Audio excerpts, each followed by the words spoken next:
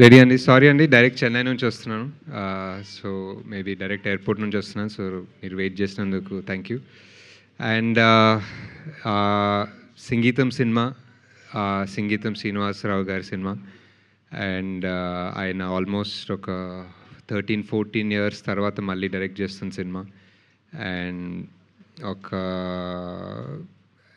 ఆయన మాటలో చెప్పాలంటే ఒక never before in Indian cinema, ఆయన ఆయన ఇంకా వరల్డ్ సినిమా అంటారు, never before seen in world cinema ఇలాంటి ఎక్స్పెరిమెంట్ చేస్తున్నారు. సో అది గత 1 ఇయర్గా మేము ఆయనతో పాటు పనిచేసి కలిసి షూట్ చేసి దేవిశ్రీ ప్రసాద్ గారితో రిహర్స్ చేసి ఇలాంటి సినిమా ఎలా తీయాలో నేర్చుకుని తీసామండి. సో దిస్ ఈజ్ ఫైనలీ ఆ జర్నీ రేపు ఎండ్ అవుతుంది. అండ్ ఇంకొక జర్నీ, ఆ సినిమా ఒక లైఫ్ స్టార్ట్ అవుతుంది రేపు. So very excited. ఈ హోల్ ప్రాసెస్లో ఆబ్వియస్లీ సంగీతం సార్ హైదరాబాద్కి ట్రావెల్ చేయాలని చాలాసార్లు అనుకున్నారు, ప్లాన్ చేశారు. ఏదో అతిథి దేవో భవ సర్వీస్ కూడా చెక్ చేశారు వస్తామని, కానీ ఆయన రెస్ట్రిక్షన్స్ వల్ల మేబీ హీ కుడెంట్ కమ్ అండి. But he sends his regards, and ఆయన energy and humour is always as sharp as ever. And so సంగీతం సార్ జస్ట్ ఒక చిన్న బ్రీఫ్, ఈ సినిమా మీకు ఆల్రెడీ తెలిసి ఉంటుంది, మేబీ ఆన్లైన్ చూసుంటారో ఏదో ఇంటర్వ్యూస్ చూసుంటారో. సో ఇది సంగీతం సార్ ఆల్మోస్ట్ ఒక 40 years బ్యాక్ ఈ సినిమాని తీద్దామని కమల్ సార్తో మాట్లాడారంట. దాని తర్వాత వాళ్ళు ఈ సినిమా ఎందుకో స్టార్ట్ అవ్వకముందే పుష్పక్ తీశారు, దాని తర్వాత వేరే సినిమాలు తీశారు. ఈ సినిమా రకరకాలుగా at various stages of his career sir తీయాలనుకున్నారు, and it remained as his dream project. And like rest of his filmography అసలు సంబంధం లేదండి. ఆయన తీసిన వేరే సినిమాలకి దీనికి ఏ కంపారిజన్ లేదు. It's a new experiment from easily one of the biggest geniuses of Indian cinema. So I think I am here out of respect as a filmmaker, as a film audience. oka chinnappudu oka 10 ఏళ్ల కుర్రాడు who saw Aditya 369 and ఆ సినిమాతో ప్రేమలో పడిన చిన్న 10-year-old కుర్రాడు ఇప్పుడు ఆయన ఇంకొక ఎక్స్పెరిమెంట్ తీసి ఈ ఎక్స్పెరిమెంట్ ఇంకో 10 ఏళ్ళ కుర్రాడు చూసి వాడు ఇన్స్పైర్ అవ్వాలనే ప్రాసెస్ ఇన్స్పైర్ అవ్వాలనే హోప్ అండి ఈ సినిమా. అండ్ అంతే, I think will talk about it more. మీరు అడగండి questions, we can figure out whatever. But yeah. Hi Nageshwan గారు. హాయ్, నమస్తే. కూర్చోాలా? నేను ఏదో ఒక్క ఇంట్రోగేషన్లో ఓకే. అంటే యాక్చువల్గా సినిమా మొత్తం రెడీ అయిపోయింది, ఎవ్రీథింగ్ అన్నారు బట్ ఒక 2 days ముందు మళ్ళీ అదే రెడీ అవ్వలేదు, అందుకే పోస్ట్పోన్ చేశాం. అంటే జస్ట్ 1 day పోస్ట్పోన్ చేశారు. అంటే ఏంటి 1 dayలో? అంటే మ్యూజికల్ సినిమా కదండి. మ్యూజికల్ సినిమాలో చాలా post production work in music ఉంటుంది. ఆర్ ఇప్పుడు మనకు మామూలు సినిమాకి డబ్బింగ్ ఉంటుంది కదా. సో అది ఆల్మోస్ట్ ఇప్పుడు దేవిశ్రీ ప్రసాద్ గారే చేయాలి. Almost through out every actor, సినిమాలో యాక్ట్ చేసిన ప్రతి యాక్టర్, వెదర్ ఇట్ ఈస్ ఈ మెయిన్ 3 leads కాకుండా కూడా శివనారాయణ గారు ఫర్ ఎగ్జాంపుల్, ఆర్ చాలా క్యారెక్టర్స్ వాళ్ళే పాడుకున్నారు సినిమాలో. సో అవన్నీ ఆ ప్రాసెస్ టేక్స్ టైం. అండ్ ఆ ప్రాసెస్ని కరెక్ట్ మీటర్లో పెట్టి ఇప్పుడు లాస్ట్ మినిట్ ఎడిట్ ఒక ట్రిమ్ చేసామనుకోండి, ఒక 5 seconds ఈ షార్ట్ తగ్గిద్దాం అనుకునేది తీస్తాం, అది తీస్తే ఫుల్ మీటర్ పోతుంది. ఇప్పుడు మామూలు సినిమాకి అలాంటి ప్రాబ్లమ్స్ ఉండవు, కానీ ఈ సినిమాకి అలాంటి ప్రాబ్లమ్స్ ఉంటాయి. సో చాలా అంటే సంగీతం సార్ మొదలు చెప్పినప్పుడు ఇది నెవర్ బిఫోర్, ఇలాంటి సినిమా ఎవరు తీయలేదు, ఎప్పుడు చేయలేదంటే మాకు ఆయన మీద అభిమానంతో కరెక్టే సార్, కానీ I want to work with you అనుకున్నాం. కానీ ఇది ఆయన డెఫినెట్లీ కరెక్టే అండి, ఇలాంటి సినిమా ఎవరు తీయలేదు. అంటే 40 years బ్యాక్ ఈ ఐడియా అన్నారు. ఒక స్టేజ్ మీదే ఆల్రెడీ రెహమాన్ గారే కథ చెప్పారు. యాక్చువల్గా వాట్ ఈస్ ద ఐడియా అనేది రెహమాన్ గారు చెప్పేశారు. ఐడియా వినడానికే చాలా ఇంప్రెసివ్ ఉంది. బట్ 40 years తర్వాత ఇప్పుడు అంటే ఎప్పుడు ఆయన జెన్జీకి అహెడ్గానే ఉంటారు కదా. సో మరి దానికి నాగశ్విన్ ఇచ్చిన టచెస్ ఏంటి? సో మీ కంట్రిబ్యూషన్ ఏంటి సినిమాకి?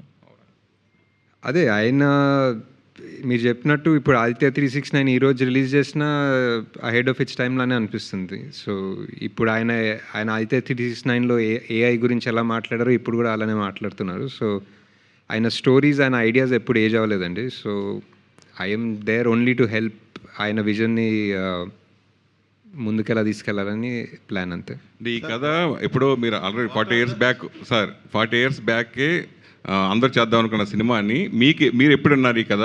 విన్నప్పుడు ఇప్పుడు ట్రెండ్కి ఏ విధంగా ఉంటుందని మీరు చెప్పారు. మీరు చెప్పిన సలహా ఏంటి ఆయనకి? నేను ట్రెండ్కి ఏం సలహా చెప్పలేదండి. నేను ఫస్ట్ మహానటి తర్వాత విన్నాను. మహానటి తర్వాత చెప్పారు యాక్చువల్లీ ఈ కథ.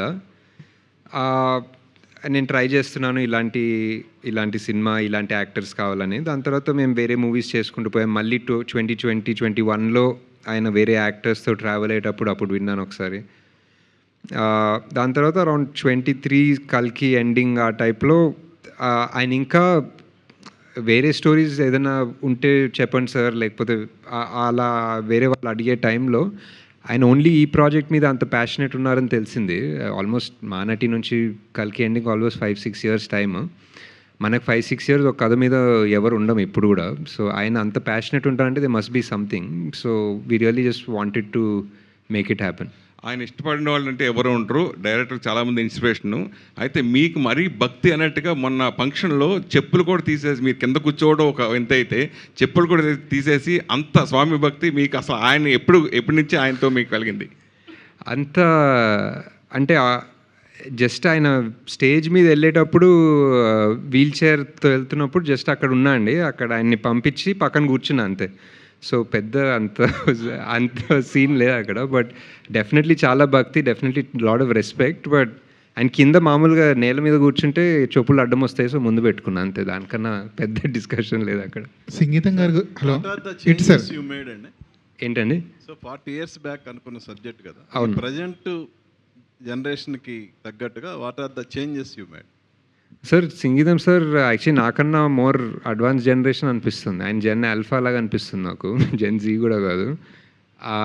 ఆయన ఏదన్నా ఒక ఫర్ ఎగ్జాంపుల్ మేము స్టోరీ రూమ్ డిస్కషన్స్లో ఏదన్నా మాట్లాడుకుంటుంటే ఆర్ ఒక సీన్ గురించి చెప్తుంటే ఆయన ఫస్ట్ అయ్యో అది ఎప్పటి నుంచో చూస్తున్నాం, అసలు నాగేశ్వరరావు రామారావు గురించి అలానే చేస్తున్నాడు, కొంచెం కొత్తగా ఆలోచించండి అని చెప్తారు రైటర్స్కి. సో ఇప్పుడు నేను ఆయనకి కొత్తగా ఏం చెప్పాలనేది నాకు తెలీదు. Is quiet ahead of his time. And concepts అనేది టైమ్లెస్ ఉంటాయండి. ఎలా ఇప్పుడు ఒక ఊరిలో ఒక శాపం వచ్చి అందరు పాడుతున్నారు అన్న కాన్సెప్ట్ మనం 1980లో తీసినా 2020లో తీసినా ద కాన్సెప్ట్ ఈజ్ కొత్తది. సో దానికి టైం ఉండదు అనుకుంటా. నాగేశ్వరన్ గారు, first of all I congratulate you for one fantastic phenomena that you brought back a legend like సంగీతం శ్రీనివాసరావు into action. వైజయంతిలో చెయ్యాలని జరిగిన ప్రయత్నాలు ఏవి ఫలించలేదప్పుడు, but you made it, you materialised it.